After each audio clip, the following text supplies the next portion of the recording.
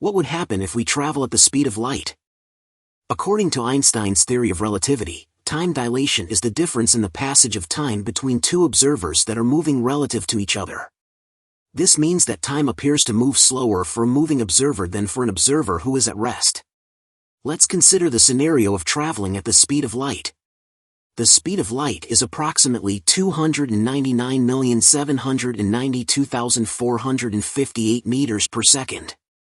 At this speed, time dilation would become extreme. A person traveling at this speed for just 1 year would experience less time than someone on Earth.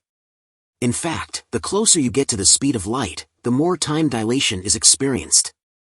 For example, at 99.99999% of the speed of light, for a year, more than 2,000 years would pass on Earth. But what would be the effect on Earth if someone were to travel at the speed of light for a year and then come back?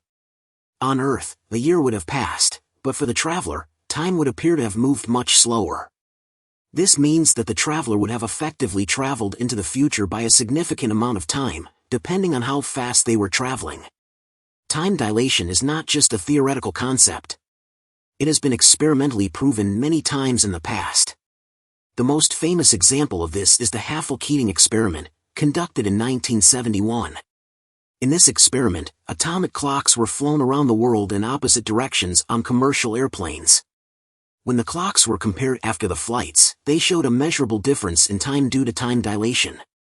If we could travel at the speed of light for a year and then come back to Earth, we would have experienced significantly less time than someone on Earth. However, traveling at the speed of light is impossible according to the theory of relativity. As an object approaches the speed of light, its mass increases infinitely and requires an infinite amount of energy to continue accelerating. This means that it is physically impossible for us to travel at the speed of light. However, scientists are exploring ways to achieve near-light-speed travel. One proposed method is through the use of warp drives, which would allow us to manipulate the fabric of spacetime to create a bubble around a spacecraft, allowing it to travel faster than the speed of light without actually breaking the speed of light barrier. Traveling at the speed of light and coming back to Earth would result in time dilation, effectively allowing us to travel into the future.